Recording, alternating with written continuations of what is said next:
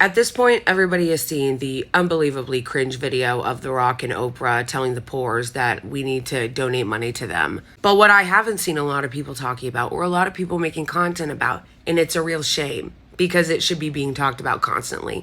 It should be being talked about just as much, if not more, than the Oprah video. Meet multimillionaire CEO and man who has enough real estate on his forehead to build affordable housing, Tim Gurner. Tim Gurner is back.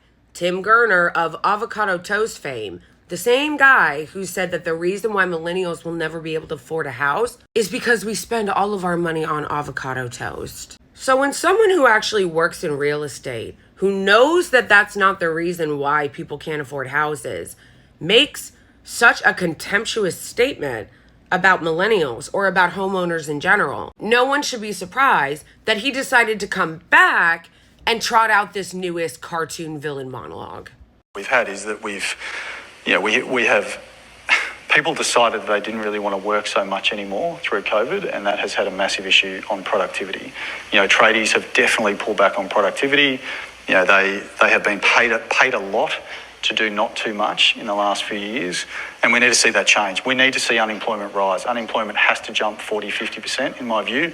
We need to see pain in the economy. We need to remind people that they work for the employer, not the other way around. I mean, there's been a systematic change where employees feel the employer is extremely lucky to have them, as opposed to the other way around. So it's a dynamic that has to change. We've got to kill that attitude, and that has to come through hurting the economy, which is what the whole global, the world is trying to do. The governments around the world are trying to increase unemployment to get that to some sort of normality. And we're seeing it. I think every employer now is seeing it. I mean, there is definitely massive layoffs going off. People might not be talking about it, but people are definitely laying people off, and we're starting to see less arrogance in the employment market, and that has to continue because that will cascade across the cost balance.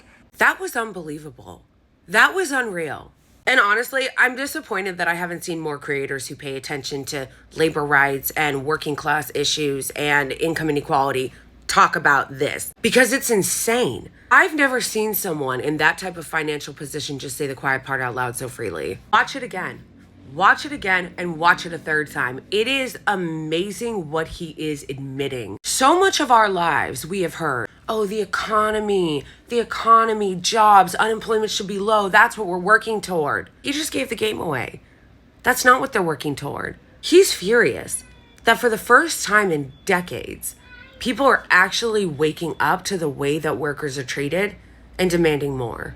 That's what that was. That was, I'm tired of these uppity fucking workers thinking that they should have dignified wages, thinking that the labor and the wealth that they create for me, that they should share in some of that. I feel like this clip needs to be studied. It needs to be studied because it really is so instructive. It's instructive about what the economy really is, what really drives them, how they really feel about workers, and how much control they actually have to put people in unemployment. Not because they need to, but because they want to punish them. He said it. This is about discipline. He's pissed, and so are his friends, that the workers who create the wealth for these companies are asking for really, really huge things, like healthcare and, decent wages for the work that they put in. Not having it. And it's really funny because it shows you that they don't really believe in the capitalism that they talk about in the free market.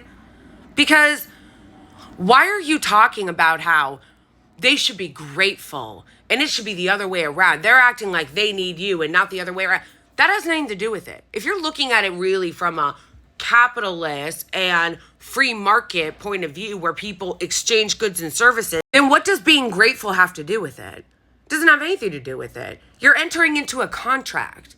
You're entering into a contract where you negotiate and you and the employee decide what is the best wage for their work and for their labor. But what he's giving away is that it's not really about that.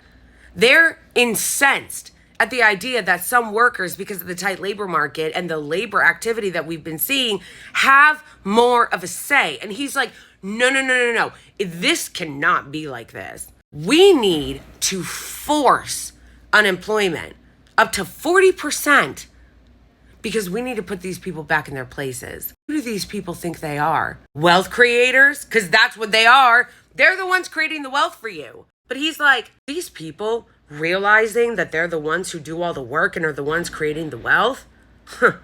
We need to put them back in their place. We need to force unemployment up to 40%. These people never shut the fuck up about supply and demand, okay? It's just the principle of supply and demand. Well, if that's the case, then the tight labor market is supply and demand. And if there is more of a demand for workers, you're going to have to negotiate with that. But that's not how it works. Because if it really worked like that, then the supply in the labor market is tight, and so they get to demand more wages. But this guy and his friends in the ruling class who actually own this economy just admitted it's not actually about supply and demand. Even though there is more of a demand for workers, he's like, wait, this is not okay. I don't want there to be more of a demand for workers because the poors now are trying to ask for fair wages. That bullshit we said about supply and demand, scratch that. We, the elite, the ruling class, the owners of everything, need to force 40% unemployment because we need them desperate. That's what this is about. They want people to be so desperate that they are terrified to stand up and demand that they deserve to be paid for their work. This clip not only needs to be studied, this thing needs to be a course. There are so many interesting things to study. From everything I already said, to the part where he's accusing workers of being lazy and not wanting to work. You've got some motherfucking nerve when the people that work for you are the ones that create the wealth. And you sit on your ass giving speeches at the Aspen Institute or wherever the fuck, talking about how your workers are lazy. They hate you. What all of you need to understand is this. And I don't care what sector you work in. You could work in fast food. You could work in a factory. You could work at a Ford plant. You could work as a extra or a writer or whatever. It doesn't matter. A nurse, a teacher, it doesn't matter. A tech person, a person. You could be working for this clown. What you need to understand is this. You must be on the side of labor and the strikes. I don't care if you don't like actors or writers. You should be on the side of the strike. You should be on the side of the Ford strike. You should be on the side of all of the workers standing up because it is all connected. And the people that are fighting for their own wages are also standing up for you. One of the reasons why these people are panicked is because they're starting to realize that people realize that. So whether it's Starbucks or anywhere else, you have to stand up for labor. We shouldn't be living under their thumb. These people are scared, and they should be.